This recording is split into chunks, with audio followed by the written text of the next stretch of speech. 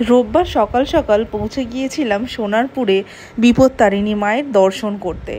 মায়ের পুজো দেওয়ার পরেই মন্দিরের পাশে খুঁজে পেলাম এই জায়গাটি, যেখানে দেখলাম সবাই পুজোর পরে সকালের প্রাতরাশটা সেখানেই সেরে ফেলছেন। তো আমরাই বা দেরি করি কেন, গুটি গুটি পায়ে ঢুকেই গেলাম ওখানে। বেশ বড় জায়গা, সবুজ ঘন বড় পুকুরের পাশেই একটা জায়গা খুঁজে পেলাম, সেখানেই বসে পড়লাম। বসার পরেই টেবিলে চলে এলো কাগজের প্লেট, তারপরেই চলে এলো প্লেটে গরম গরম লুচি। আর লুচির সাথে কি আছে সেটা ঠিক তখনও জানতাম না, তাই অপেক্ষা করতে লাগলাম।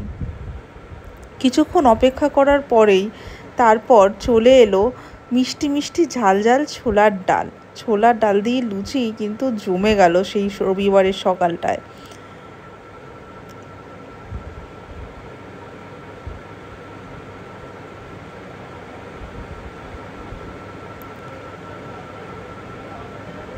স্বাদও কিন্তু ছিল অসাধারণ। একটুখানি লুচি ছিঁড়ে ছোলার ডালে ডুবিয়ে মুখে চালান। খাওয়ার সময় ভিডিও করা আমার একদমই পছন্দ নয়, তাও সেদিনে করেই ফেললাম। তারপরেই চলে এলো মুচমুচে জিলিপি। শেষ পাতে জিলিপিটা কিন্তু খাওয়ায় একটা আলাদা মাত্রা এনে দিল। নেক্সটে গেলে আবার যাব।